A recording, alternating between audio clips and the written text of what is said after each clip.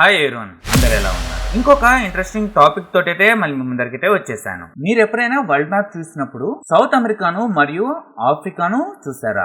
ఇవి చూసినప్పుడు మీకు ఎప్పుడైనా ఇలా అనిపించిందా? ఈ రెండు పజిల్ పీసెస్ లాగా కలిసిపోతాయి కదా అని. ఒకవేళ మీకు అలా అనిపించింటే మీ గెస్ అయితే తప్పు కాదు. నిజంగా ఈ కాంటినెంట్స్ ఒక టైంలో ఒకటిగానే ఉండేటివి, కానీ అది ఎప్పుడు ఉండేటివి అంటే 130 మిలియన్ సంవత్సరాల క్రితం వరకైతే ఈ రెండు కాంటినెంట్స్ కలిసి అయితే ఉండేటివి. సౌత్ అమెరికా వచ్చేసి ఆఫ్రికాకు బాయ్ బాయ్ చెప్పేసి అక్కడి నుంచి అయితే వెళ్ళిపోయింది. 130 ఇయర్స్ బ్యాక్ నుంచి అది స్లోగా కదలడం అయితే ప్రారంభించింది. ఇప్పుడు ఆఫ్రికాకి మరియు సౌత్ అమెరికాకి మధ్యలో డిస్టెన్స్ వచ్చేసి 1800 మైల్స్. మరి ఫ్యూచర్ లో ఈ రెండు కాంటినెంట్స్ మళ్ళీ కలుస్తాయా?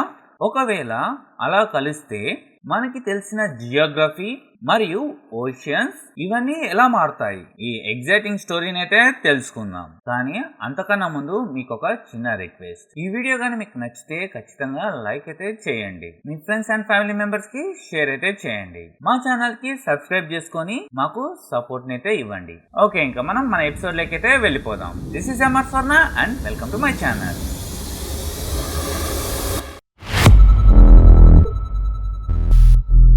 చాలా కాలం క్రితం ఒక సూపర్ కాంటినెంట్ ఉండేది.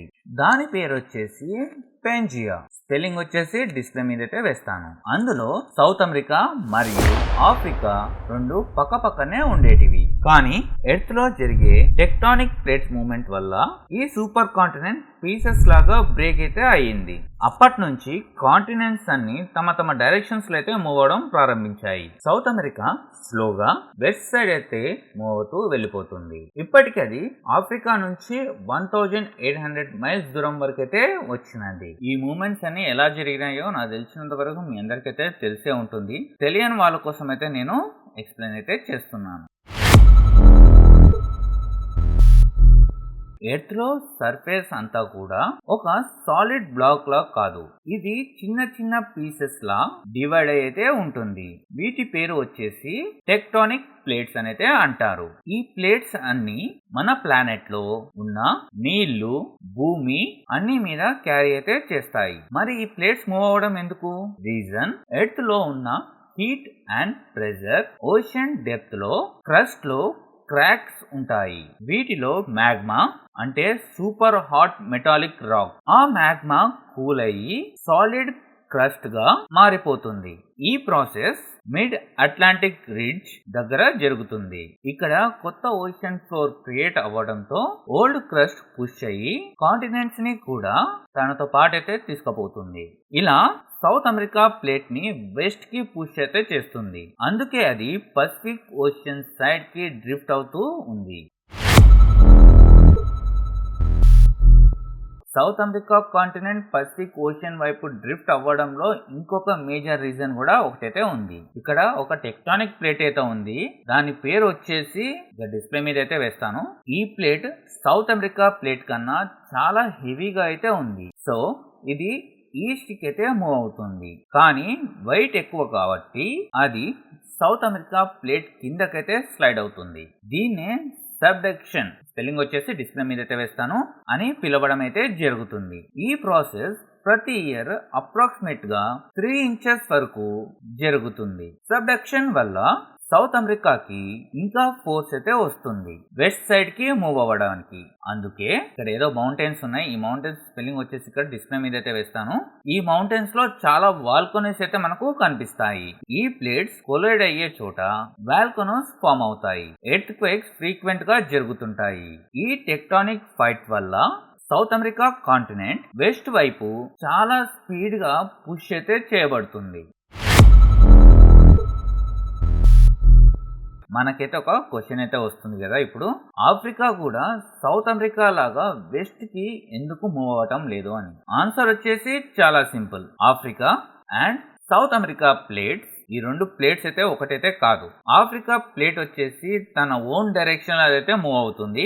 సౌత్ అమెరికా ప్లేట్ వచ్చేసి దాని డైరెక్షన్ అదైతే మూవ్ అవుతుంది. రెండైతే డిఫరెంట్ ప్లేట్స్ అనమాట. That means tectonic. Mid Atlantic ridge South అమెరికాని ఒక డైరెక్షన్ లో అయితే పుష్ అయితే చేస్తుంది. అలానే ఆఫ్రికాని ఆపోజిట్ డైరెక్షన్ లో పుష్ అయితే చేస్తుంది. అంటే ఈ రెండు ఒక ఎక్స్ బెస్ట్ ఫ్రెండ్ మాదిరి అనమాట. కానీ ఇక్కడ ఒక ట్విస్ట్ ఏంటిదంటే ఆఫ్రికాకి అయితే ఇంకా టెన్షన్ అయితే ఎక్కువ. ఈస్ట్ ఆఫ్రికా రిఫ్ట్ వచ్చేసి అక్కడ ఒక మ్యాసివ్ క్రాక్ అయితే డెవలప్ అయితే అవుతుంది. అది కూడా ల్యాండ్ మీద అయితే జరుగుతుంది, విచ్ ఈస్ మోస్ట్ డేంజరస్. ఈ రిఫ్ట్ వల్ల ఆఫ్రికా స్లోగా 2 పీసెస్ గా అయితే డివైడ్ అయితే అవుతుంది.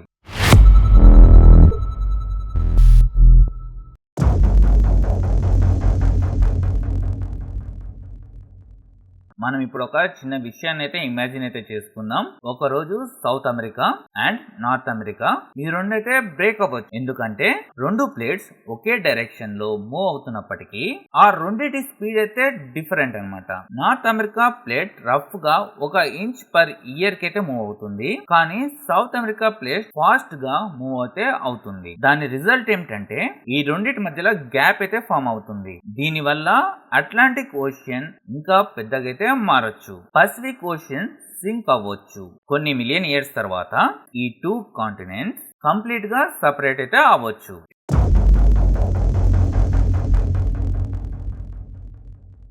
ఇప్పుడు మనం ఓషన్స్ గురించి అయితే మాట్లాడుకుందాం. ఇప్పుడు అమెరికా కాంటినెంట్ ఒక వాల్ లాగా అట్లాంటిక్ అండ్ పసిఫిక్ ఓషన్ మధ్యలో ఉన్నాయి. ఈ వాల్ వల్ల మెరైన్ స్పీసెస్ రెండిట్లో డిఫరెంట్ గా ఎవాల్వ్ అయితే అయ్యాయి. Example green sea turtles Atlantic లో ఉన్న టర్టిల్స్ కన్నా పెద్ద సైజులో అయితే ఉంటాయి. Light colour.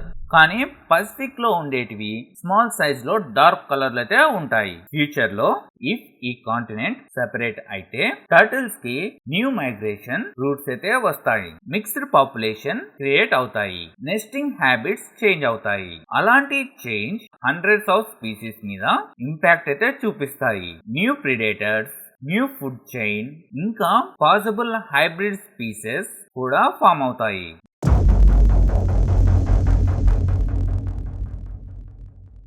ఇది వచ్చేసి కొంచెం క్రేజీ థియరీ. సౌత్ అమెరికా మళ్ళీ ఆఫ్రికాతో కలవచ్చు. కొంతమంది సైంటిస్టులు అయితే ప్రిడిక్ట్ అయితే చేస్తున్నారు 125 మిలియన్ ఇయర్స్ తర్వాత అట్లాంటిక్ ఓషన్ గ్రోత్ అయితే ఆగిపోతుందంట.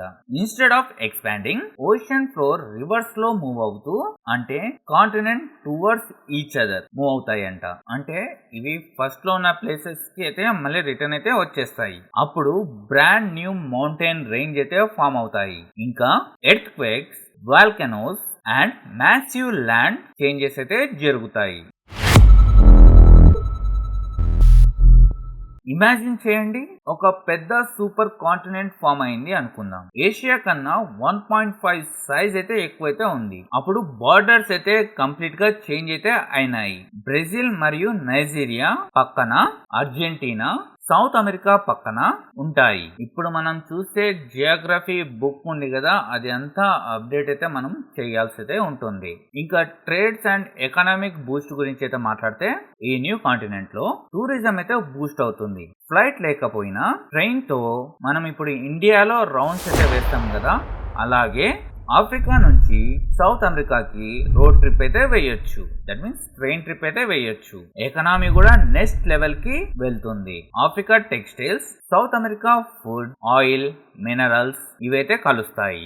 ఒక ultimate raw food trading hub form అవుతుంది. ఆయిల్ ఎక్స్పోర్ట్స్ లో Brazil, Venezuela, Colombia already strong అయితే ఉన్నాయి. ఆఫ్రికాలో నైజీరియా, అల్గేరియా, లిబియా ఒక ఎనర్జీ సూపర్ పవర్ లా ఫామ్ అవుతుంది.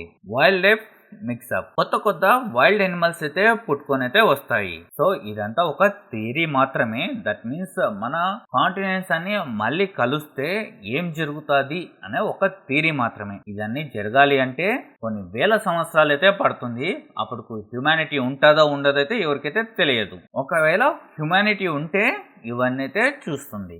Okay friends, that's all for this video. ఈ వీడియో కనుక మీకు నచ్చినట్లయితే లైక్ చేయండి, మీ ఫ్రెండ్స్ అండ్ ఫ్యామిలీ మెంబర్స్ కి షేర్ చేసి నాకు సపోర్ట్ చేయగలరు. ఎవరైనా సబ్స్క్రైబ్ చేసుకోకుండా చూస్తున్నట్లయితే తప్పకుండా సబ్స్క్రైబ్ చేసుకుని నాకు సపోర్ట్ చేయగలరు. ఇంకొక కొత్త వీడియో తోటి మళ్ళీ మీ ముందరికి అయితే వస్తాను. అంతవరకు సెలవు. దిస్ ఈస్ ఎమర్ సైనింగ్ ఆఫ్.